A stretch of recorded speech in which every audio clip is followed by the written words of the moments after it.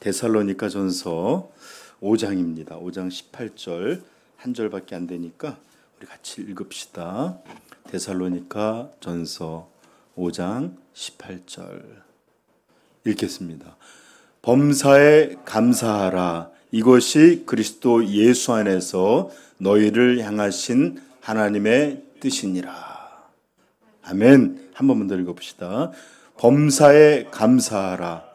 이것이 그리스도 예수 안에서 너희를 향하신 하나님의 뜻이니라. 아멘. 자, 오늘 우리는 무슨 예배로 드리고 있죠, 서희야? 맥주 감사 예배로 드리고 있죠? 잘 말했어요.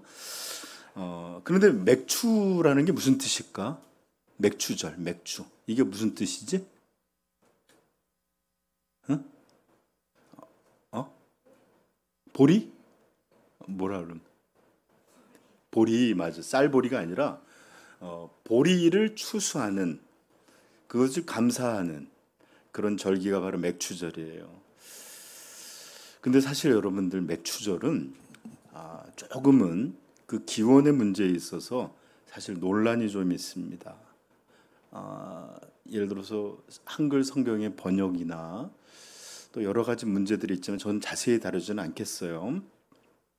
우리가 맥주절 이렇게 맥주 감사 예배를 드린다 그러면 우리는 쉽게 이 절기가 구약 성경에 있는 것이 아니야 하고 생각하기는 쉽지만 사실 고대 이스라엘이 가지고 있던 절기를 오늘날 우리가 그것을 지키는 문제에 있어서 그것이 그렇게 간단한 문제는 아닙니다. 왜 그렇다면 다른 절기는 지키지 않을까요? 왜 맥주절은 지키고 있고 다른 절기들에 대해서 왜 우리들은 그렇게 생각하지 않는 것일까요? 여러분, 제가 단답형으로 대답하면 우리 신약, 특별히 현대 우리 한국의 그리스도인들, 현대 그리스도인들은 더 이상 구약에 소개되어 있는 절기들을 더 이상 지키지 않고 있습니다. 우리가 추수감사절 지키죠. 추수감사절과 같은 이 성경의 배경이 되는 그런 절기는 분명히 있지만 사실 추수감사절은 성경 자체, 구약에서부터 왔다기보다는 우리에게 복음을 전해준 이 미국 선교사님들이 우리에게 미국적 상황에서 생긴 것을 가지고 우리가 이렇게 추수감사절을 지키고 있습니다. 그래서 맥주절의 기원을 여러분들 잘 오늘 설명할 때 이것이 어떤 것이고 다음엔 우리가 어떻게 지켜야 될지를 우리 교회만큼은 선명히 좀 기억했으면 좋겠어요. 맥주절은 엄밀히 말해서 구약의 절기에서 왔다기보단 그것의 기원은 오히려 한국적 상황에서 온 것으로 우리는 여겨야 될 것입니다. 그래서 그것들을 조금만 설명할게요.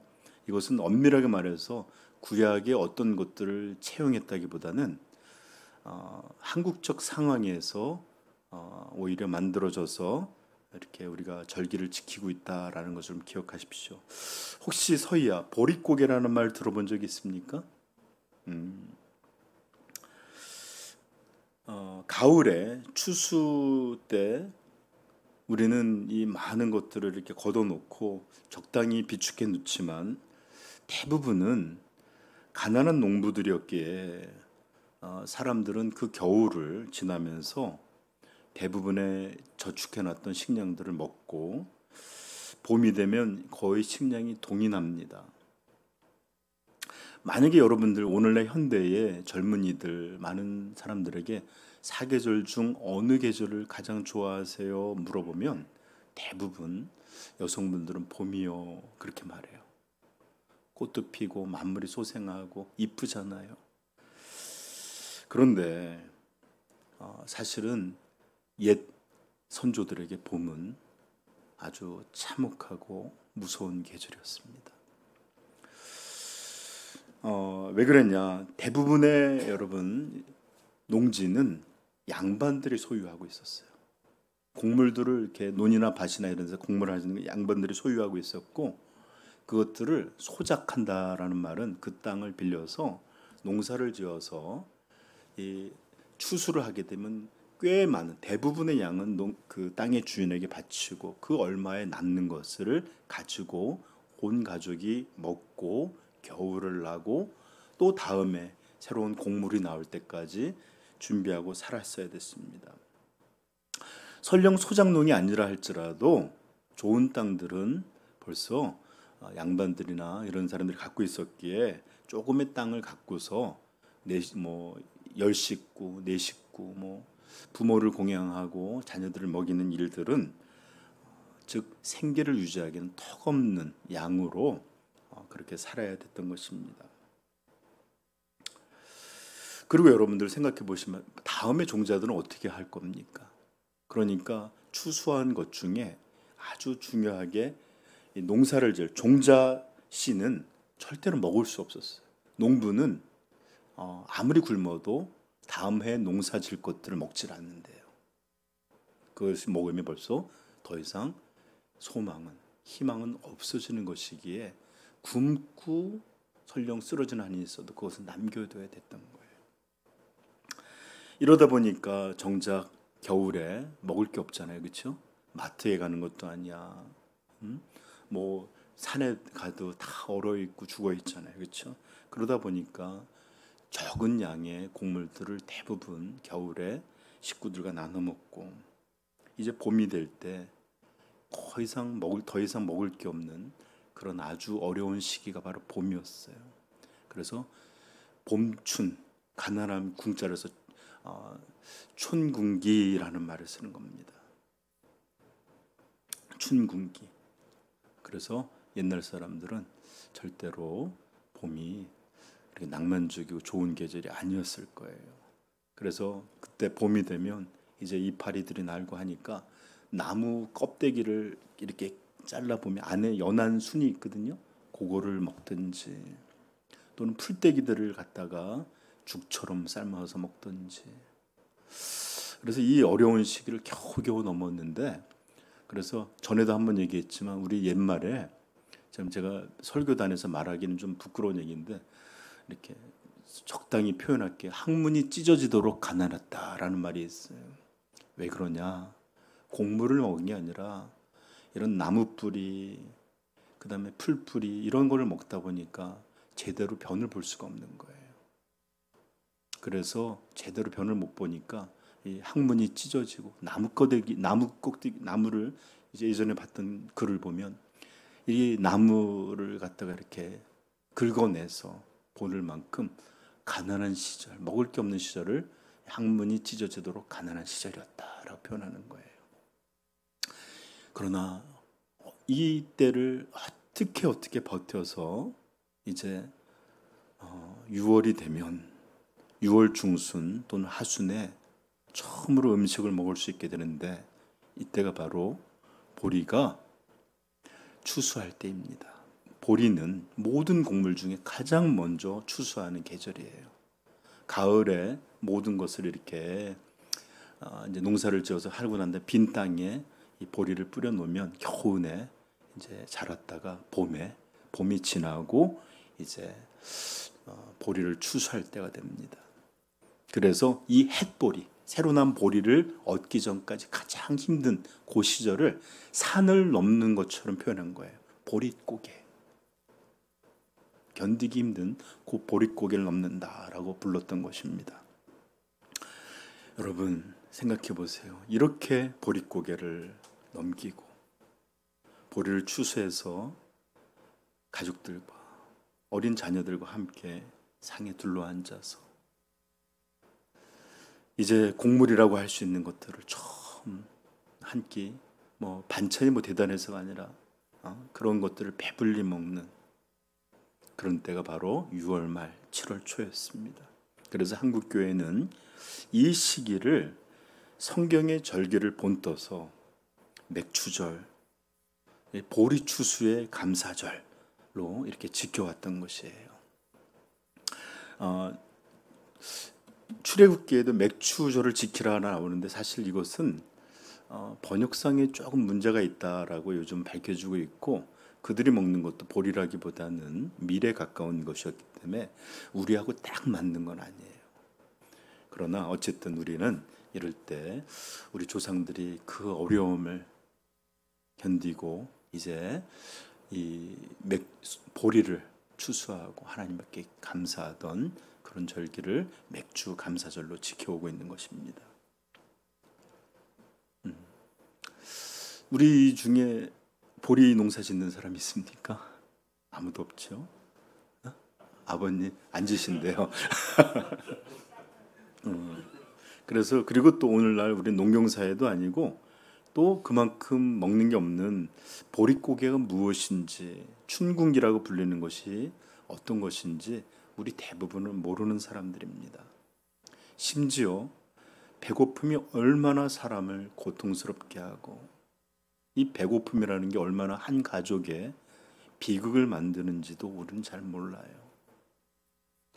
어릴 때 이런 얘기 많이 들었어요. 입 하나 덜기 위해서 아이를 이웃, 그러니까 친척에게 막 보낸다든지 이거는 또 아니면 어떤 양반집에 종으로 팔든지 이것은 단지 애를 팔았다는 게 아니라 얘라도 좀 살리고 싶은 이런 마음도 있고 이런 모든 가족들이 이것을 살아내기 위해서 굉장히 애썼던 시절들이 있었어요. 그리고 심지어 아사자들도 생겼고 자 그래서 우리는 이런 사실 맥추절에 이런 것들을 잘 몰라요. 배경을. 그러나 마치 우리가 이렇게 맥추절을 지키는 것은 농사꾼들이 이렇게 한 해에 처음으로 보리를 추수한 그 감사 기쁨을 담아서 하나님께 감사 예배를 드린 것처럼 우리도 이 반년의 시간을 보내면서 이제 하나님이 우리의 모든 것을 지켜주셔서 지금까지 왔고 7월부터 이어지는 하반기도 오직 하나님의 은혜로만 우리가 살 수 있음을 고백하며 이렇게 예배 드리는 것이 바로 오늘날의 현대 맥추절이요 맥추 감사 예배입니다. 그러므로 제가 좀 이번에는 좀 늦어서 하지 못했지만 좀 맥추절할 때는 헌금 준비하라는 얘기를 별로 안 해요. 오히려 상반기 하나님께 감사한 것들 적어서 올리자 이렇게 할 때가 많은데 올해는 우리가 그런 걸 못해서 죄송하고요. 어쨌든 잠시라도 돌아보면서 1월이 벌써 시작한 지가 얼마 안 된 것 같은데 반년의 시간이 지나고 이것이 내 힘으로 내 지혜로 살아온 게 아니라 하나님이 나를 내 자녀들을 내 가족을 지켜주셨구나 그 은혜를 돌아보며 또 새로운 남은 반년도 오직 하나님의 은혜로만 산다라는 것을 깨닫고 감사로 예배드릴 수 있기를 축복합니다. 자, 이렇게 말씀을 드렸어도 사실 엄밀히 말해 현대 우리 대부분의 성도들은 처음 우리 조상들이 맥추절에 가졌던 그 감사, 그 감격은 사실 거의 알지 못할 거예요. 왜 그러냐면 서희는 얼마까지 굶어본 적 있어? 하루 완전히 굶어본 적 있어? 없죠. 예, 설령 그런다 할지라도 아파서 못 먹거나 아니면 내가 먹기 싫어 안 먹는 거지 정말 먹을 게 없어서 배고프는 이것들은 좀 다르다네요. 먹을 게 없어서 굶는 것. 이 배고픔에 우리의 고통을 우리는 잘 모릅니다. 우리 조상들은 이 보릿고개를 넘기면서 더욱 특별히 어떤 지독한 해에 혹독한 계절에는 겨울도 넘기지 못하고 아사자가 생기고 봄을 이겨내지 못하고 또 죽어가는 수많은 사람들 속에서 생존해야 됐었고 또 자기 혼자 굶는 것이 아니라 애들을 먹이기 위해서 산으로 들러 음식을 구하고 다니면서 음식 아닌 것들을 먹여가며 겨우겨우 생존해 왔던 이런 사람들이 처음 그 보리를 수확하고 느꼈던 감정은 이제 살았구나.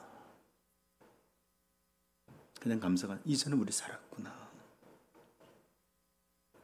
그 보리를 보면서 이제는 생계가 어느 정도 확보된 것을 느꼈을 것이고 얼마간 우리 아이들이 이제 굶지 않아도 되겠구나 하는 안심을 했을 것이고 또 가을이 오기까지 그래도 연명할 수 있는 그런 기회를 보장받았다는 이런 것들을 가지고 아마 이 보리 추수를 하고 그것에 감사를 하나님 앞에 올렸을 것입니다. 어쩌면 우리 조상들의 이런 마음은 가을의 추수 때보다도 더 절절했을지도 몰라요. 가을의 추수는 풍성함, 이때만 같아라 해서 추석처럼 많은 것을 얻을 수 있고, 그다음에 여름에는 이리저리 산에 가서 달래도 따고 여러 가지 할 수 있었잖아요. 근데 이 보리의 추수는 엄밀하게 따져서는 이제 살았다는 생존의 문제예요. 이제 살 수 있게 됐다는 절박함에서 오는 그런 것이기에 이것은 정말로 절절하고 정말로 큰 기쁨이요, 정말로 감사한 그런 것이 아닐 수 없었을 거예요. 우리 어린 자녀들은 잘 모르지만 부모들은 여러분들을 먹이고 여러분들을 가르치고 또 이 아이들을 어떻게 교육시킬까의 문제로 항상 근심합니다. 불안함이 있고 또 어느 정도 준비하지 못하는 것들 때문에 현실 때문에 항상 걱정도 하고 이렇게 살아가는데 아마 이전의 사람들은 훨씬 더 살 수 있느냐 죽느냐의 문제처럼 절박했을 거예요. 그러므로 우리 선조들이 이 보리를 추수하고 하나님 앞에 드렸던 감사는 아마 우리가 상상할 수 없는 그런 것이었을 것입니다. 그러므로 우리는 이 절기가, 이 맥추절이 정말로 아사의 위협, 죽음의 위협 앞에서 다시 살 수 있는 은혜, 기회를 주신 그런 감사와 기쁨의 절기라는 것을 꼭 기억해야 할 것이에요. 그래서 우리는 이 맥추절을, 저 좀 더 보세요. 맥추절을 지킬 때 죽음의 땅에서 죽을 영혼으로 살다가 영원한 형벌이라는 진짜 죽음을 죽을 수밖에 없는 우리들에게 하나님께서 독생자를 주셔서 이 아들의 생명을 죄인들에 부으셔서 새로운 생명으로 살게 하신 하나님을 찬미하는, 즉 구원의 기쁨을, 감사를 하나님 앞에 올리는 절기로 우리는 이 절기를 지키기를 소망합니다. 기독교인의 절기들은 전부 구원과 관련되어 있습니다. 성탄, 우리를 구원하시기 위해 오신 하나님의 아들을 기뻐하는 절기입니다. 부활절, 우리를 위해서 죽으시고 다시 살아나셔서 우리에게 죽음이 해방되었고 새로운 생명이 부어졌음을 보여주는 구원의 절기입니다. 그러므로 우리가 맥추절을 지킬 때 이 굶는 이 아사의 위기에서 다시 한번 살 수 있는 은혜를 베풀어 주신 그런 하나님을 감사하듯 우리에게 아들을 주신 이 하나님을 감사할 수 있는 절기로 우리 삼위영광교회는 그렇게 구원의 절기로 이 맥추절을 감사할 수 있기를 축복합니다. 여러분 잘 들으세요. 정말로 우리 예수 그리스도는 생명의 떡이십니다. 생명의 떡. 먹지 못해 죽어가는 자들에게, 생명이 없어 죽어가는 자들에게 이분은 하늘에서 내려오신 떡입니다. 요한복음 6장 48절부터 말합니다. 내가 곧 생명의 떡이니라. 너희 조상들은 광야에서 만나를 먹었어도 죽었거니와 이는 하늘에서 내려오는 떡이니 사람으로 하여금 먹고 죽지 아니하게 하는 것이니라. 나는 하늘에서 내려온 살아있는 떡이니 사람이 이 떡을 먹으면 영생하리라. 내가 줄 떡은 곧 세상의 생명을 위한 내 살이니라 하시니라. 아멘. 그래요. 여러분, 예수 그리스도는 죽어가는 우리에게 생명을 주시는 하늘의 떡이십니다. 먹지 못해 죽어가던 이에게 보리가 주어지듯 생명이 없어서 죽어가던 우리들에게 하늘에서는 생명의 떡으로 우리에게 예수 그리스도를 주셨습니다. 그러므로 우리의 맥주절은 이런 구원의 감사를 하나님 앞에 올리는 그런 절기 되십시다. 또 예수님께서 말씀하셨어요. 요한복음 11장 25절. 예수께서 이르시되 나는 부활이요 생명이니 나를 믿는 자는 죽어도 살겠고 무릇 살아서 나를 믿는 자는 영원히 죽지 아니하리니 이것을 내가 믿느냐. 아멘. 그렇습니다. 예수 그리스도는 우리의 부활이시요 우리의 생명이십니다. 그러므로 저는 다시 한번 이 맥주절이 어떤 절기인지 여러분한테 강력하게 선포하고자 합니다. 보리를 추수함으로써 생명의 위협에서 벗어난 것을 그렇게 감격해 하고 기뻐하고 하나님께 감사했듯 예수 그리스도를 우리에게 주셔서 우리를 대신한 진노의 제물로 삼으시고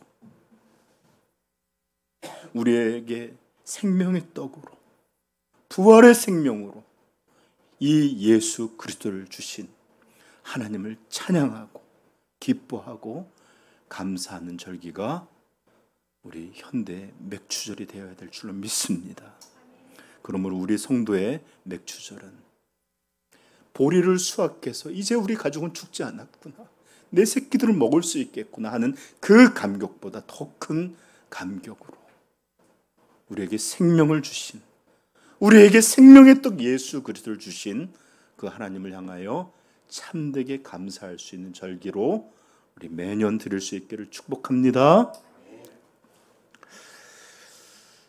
사랑하는 성도 여러분, 우리는 모두 산다는 게 얼마나 어려운 것인지, 얼마나 고통스럽고 얼마나 힘겨운 것인지 모두 잘 알고 있습니다.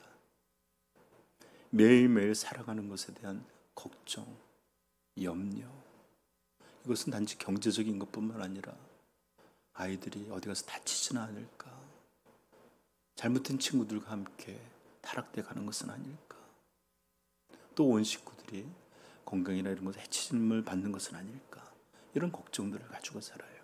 미래에 대한 불안과 두려움이 있습니다. 오늘은 어찌어찌 아이들 그리고 가족들과 살지만 아이들이 점점 커가고 이럴 때 이것들을 계속해 나갈 수 있을까? 불안하고 두렵습니다. 그리고 우리가 바라는 것들이 현실에서 정말 잘 이루어지지 않아서 좌절을 겪기도 하고 때때로 원치 않는 슬픔을 맞기도 하고 어떤 때는 고통, 어떤 때는 남 모르는 비통함들을 거듭거듭 경험하는 것이 바로 우리가 살아간다는 일이요, 그것이 바로 우리의 삶, 그런 모습이 아닌가 싶습니다. 여러분, 성경에는 염려하지 말라는 말이 사실은 아닌데 그렇게 알려진 말들이 있어요. 366번 쓰여 있답니다. 매일매일 365일이잖아요, 그렇죠? 매일 하루에 한 번씩 염려하지 마 들려주시는 거래요. 아니 목사님 366번이라며. 그래서 한 번은 4년마다 한 번씩 돌아온 윤년에 그것까지 맞춰서 미리 주어졌다라고 가리킨 적이 있는데, 사실은 이것보다 훨씬 더 많이 염려하지 말라는 말이 있어요. 실제는 550번, 600번 가까이 염려하지 말라는 말씀이 있다는데 오히려 이래서 우리는 삶이 정말로 그런 요소들로 가득하다라는 것을 알게 하는 반증이요. 또 우리의 심령이 얼마나 염려하고 근심하는 것들에 휘둘려 사는지를 보여주는 성경의 반증이 아닌가 싶습니다. 그러나 성도 여러분, 저 좀 보세요. 반드시 우리는 기억해야 합니다. 무엇을? 어둠은 빛을 이길 수 없다라는 것을요. 어둠은 빛을 이길 수 없습니다. 아무리 까맣고 단단한 어둠이라 해도, 아무리 두텁고 빛이 보이지 않는 어둠이라 해도 어둠은 결코 빛을 이길 수 없습니다. 아마 여기서 저한테 다 들어보셨겠지만 우리 서희 같은 경우 못 들었을 테니까, 제가 고등학교 때 살레시오라는 카톨릭 어떤 수양원을 간 적이 있는데 거기 가면 제일 신기한 것들을 보여줘요. 어떤 지하방 같은 게 있는데 창이 반지하인데 거기 가서 창 커튼, 암막 커튼을 치면 내 손도 안 보일 정도로 깜깜해요. 정말 빛이 없다는 게 그런 건지 몰랐어요. 깜깜해요. 내 손이 안 보여. 신기해요. 그런데 거기서 수녀님이 성냥 하나를 칙 켜요. 그리고 초에다 이렇게 붙이면 그 깜깜한 게 그 작은 불빛에 의해서 쫙 없어져 버려요. 그러면서 말합니다. 어두움은 빛을 이길 수 없습니다.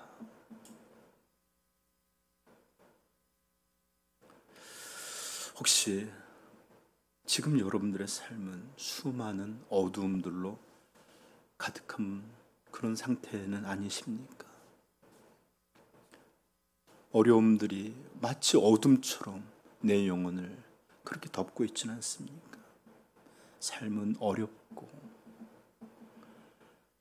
마음은 답답하고 해결되지 않는 삶의 문제들로 짜증과 불만이 있고, 더 나아가 불평이 생기고 원망이 들고,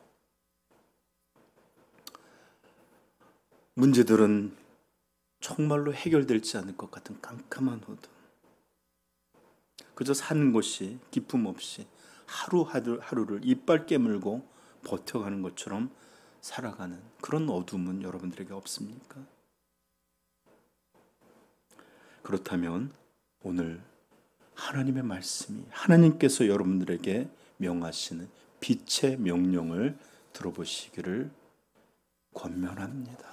오늘 본문 말씀 같이 읽어봅시다. 시작. 범사에 감사하라. 이것이 그리스도 예수 안에서 너희를 향하신 하나님의 뜻이니라. 아멘. 여러분 저 좀 보세요. 감사가 이깁니다. 감사가 어둠을 물리칩니다.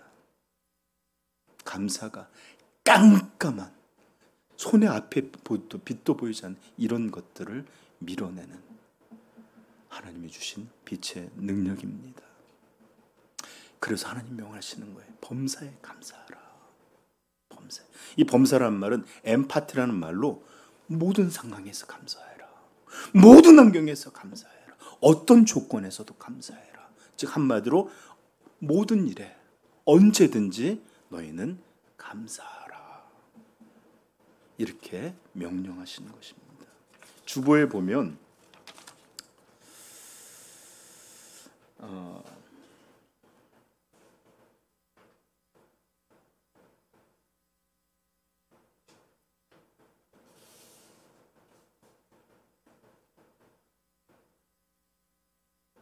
죄송합니다. 제가 그걸 안 뒀네요. 어떤 내용이냐면 감사는 우리의 선택이 아니라 또는 감정이 아니라 먼저는 하나님을 향한 순종이다. 이런 글들이 있었는데 그것이 길어갖고 제가 뺐네요. 그렇죠? 여러분 감사는 여러분 저 좀 보세요. 하나님의 명령을 향한 순종이에요.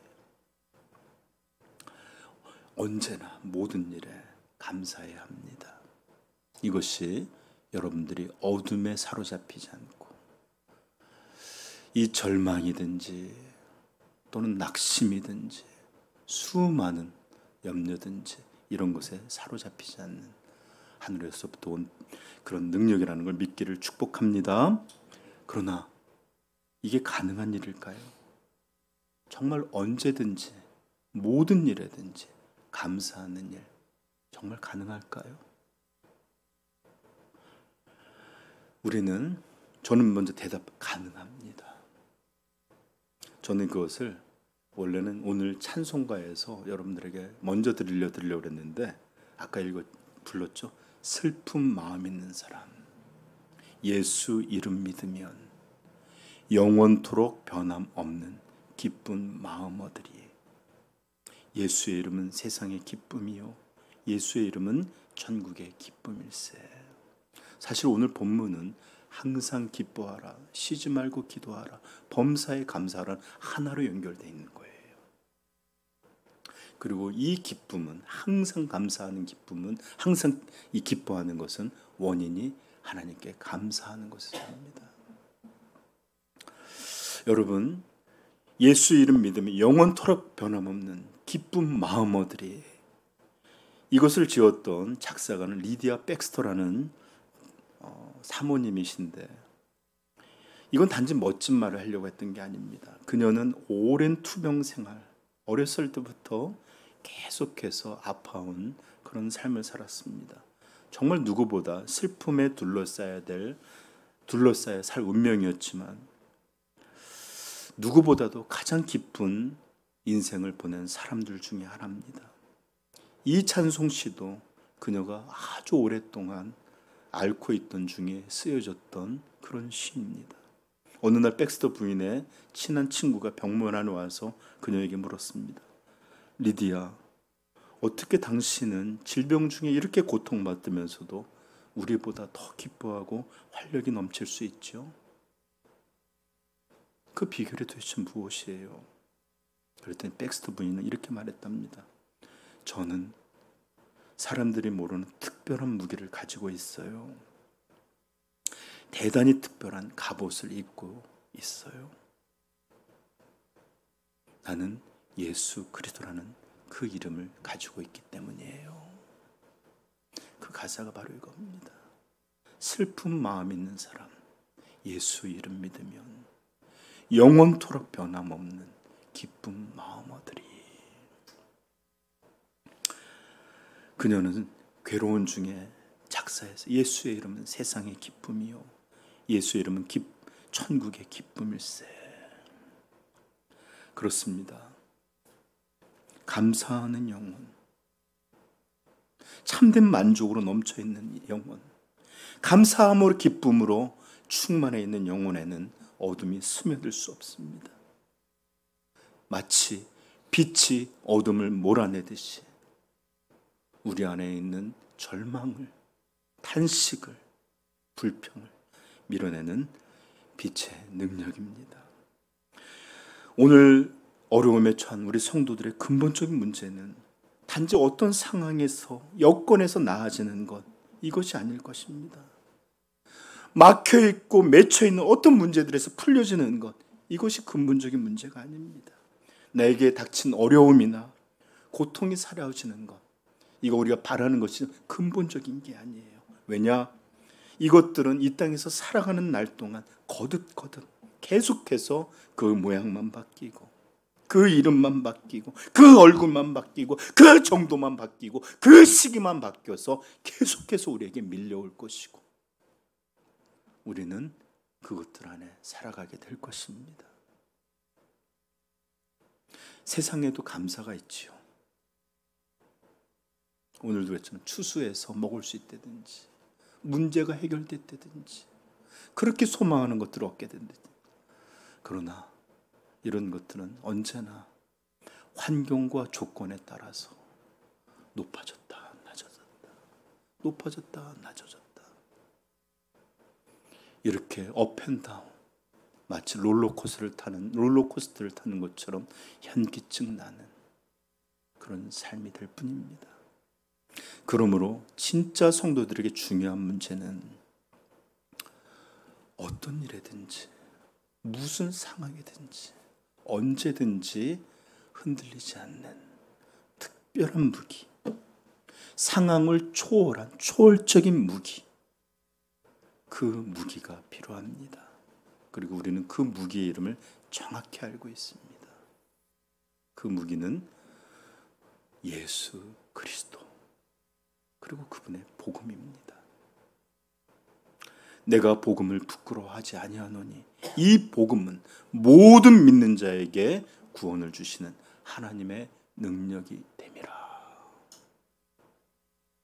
에베소서 1장 3절은 말합니다. 찬송하리로다 하나님 곧 우리 주 예수 그리스도의 아버지께서 그리스도 안에서 하늘에 속한 모든 신령한 복을 우리에게 주시되 곧 창세전에 그리스도 안에서 우리를 택하사 우리로 사랑 안에서 그 앞에 거룩하고 흠이 없게 하시려고 그 기쁘신 뜻대로 우리를 예정하사 예수 그리스도로 말미암아 자기의 아들들이 되게 하셨으니 이는 그가 사랑하시는 자 안에서 우리에게 거저 주시는 바 그의 은혜의 영광을 찬송하게 하려는 것이라. 그렇습니다. 독생자 예수 그리스도와 그가 이루신 복음, 이것을 참되게 알 때 우리는 모든 것에 언제든지 흔들리지 않는 감사를 가지게 되고 항상 기뻐하라 라는 원인을 알게 되는 것입니다. 정말 우리 성도는 모든 일에 모든 것에 감사밖에 할 수 없는 그런 사람들임을 깨닫게 되기를 간절히 축복합니다. 물론 우리 성도도 살아가다 보면 고통이 있지요. 어려움을 만나지요. 그러나 그때마다 우리에게 천국의 기쁨이 있다는 것을 알고 우리 하나님과 나를 구원하신 구세주가 영원토록 우리 안에 내주하셔서 우리를 붙잡아주고 있다는 이것을 우리는 알고 있습니다. 그러므로 우리는 어둠에 사로잡히지 않습니다. 어둠에 먹히지 않고 어둠에 빠져들지 않습니다. 정말로 예수가 누구신지, 우리에게 베푸신 그 좋은 소식, 복음이 무엇인지 우리는 알게 될 때 절대로 더 이상 원망과 불평, 만족하지 못하는 삶이 아니라 영원한 감사, 그 감사가 만드는 기쁨, 이것들로 충만하게 될 줄로 믿습니다. 그러므로 이런 복음적 감사야말로 삶의 어둠을 몰아내는 하늘의 빛이요, 하늘이 허락하신 능력이라는 것을 여러분 기억하십시오. 이게 바로 복음의 능력입니다. 이것이 바로 성도의 충만한 삶입니다. 여러분, 다시 한번 말씀드리지만 오늘 우리의 문제는 현실 그 자체가 아닙니다. 우리가 겪는 어려움이나 고통, 막혀있는 것이 아닙니다. 저는 이것이 절대로 가볍지 않다는 것은 알지만 이것이 근본적인 문제가 성도에게는 아니라는 것을 여러분에게 말씀드립니다. 진정 우리의 문제는 복음의 능력을, 복음의 은혜를, 복음의 영광을 알지 못하는 그것이야말로 진정한 우리들의 문제입니다. 그러기에 감사가 없고, 그러하기에 감사 대신 어두운 마음이 자리 잡게 되고, 그렇게 우리는 끙끙대며 살아가게 되는 것입니다. 사랑하는 성도 여러분, 감사하고 있습니까? 감사가 여러분 마음에 충만하게 자리 잡고 있습니까? 저 좀 보세요. 똑같은 환경에서도 어떤 이는 맨날 콜록거리고 훨씬 더 빨리 아픈데 건강이 지배하고 있는 사람, 면역력이 튼튼해서 무엇을 먹든지 어떤 것을 접하든지 여전히 튼튼한 사람. 이런 사람들이 있습니다. 환경이 문제가 아니에요. 만약에 여러분 성도들, 여러분 심령 안에 예수 그리스도를 주신 하나님을 향한 복음적 감사가 자리 잡고 있다면 여러분들에게 닥치는 수많은 어려움들, 겪고 있는 문제들, 갈등들, 수많은 복잡한 일들, 이것이 여러분들을 넘어뜨리게 할 수 없습니다. 그러므로 오늘 성경의 말씀을 들으십시오.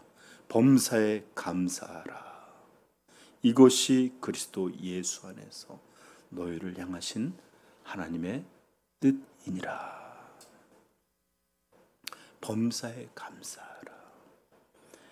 이 명령은 우리를 이 지독한 어둠에서 건지시는 하나님이 건져내신 우리의 은혜의 복음이며 은혜의 능력인 줄 믿습니다. 2024년 맥주 감사절을 맞아서 정말 영원히 감사할 수밖에 없는 이 복음의 본질을 아는 자들로 감사했을 길을 축복하고, 이 엄청난 은혜와 이 엄청난 복이 우리에게 주어졌음을 깨닫고 언제나 어디서든지 무엇이든지 감사하는 빛의 능력으로 사시기를 간절히 축복합니다. 기도하겠습니다.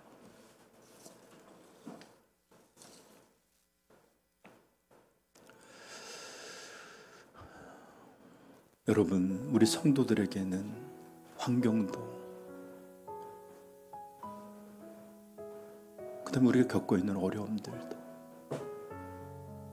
또는 여러 가지 문제들도 근본적인 문제가 아닙니다. 우리 가운데 복음의 은혜와 그 능력이 사라지고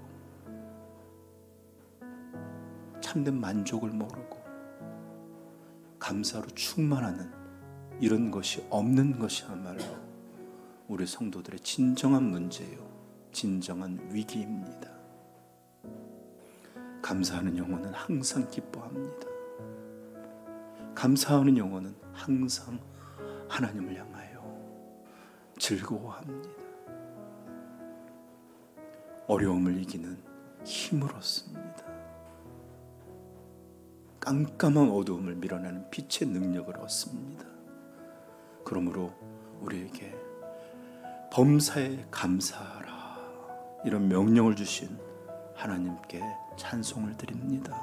우리 이 시간에 기도할 때 주여 나로 감사하는 영혼이 되게 하여 주시옵소서. 복음을 깨닫게 하여 주시옵소서. 복음적 감사를 회복하는 시간이 되게 하여 주옵소서. 기도하겠습니다.